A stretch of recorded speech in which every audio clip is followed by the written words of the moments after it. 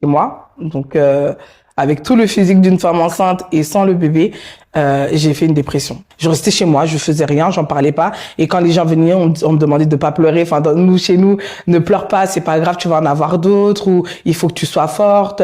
Ou c'était peut-être pas le moment. Sauf que à ce moment-là, j'étais pas capable d'entendre tout ça. Toutes ces femmes qui sont venues me voir finalement et plus tard, j'ai appris qu'elles avaient fait des fausses couches, qu'elles avaient elles aussi perdu des enfants. Mais pourquoi à ce moment-là, vous m'avez pas dit, mais je suis passée par là, j'ai fait des fausses couches. Une fausse couche, ça a quand même compté.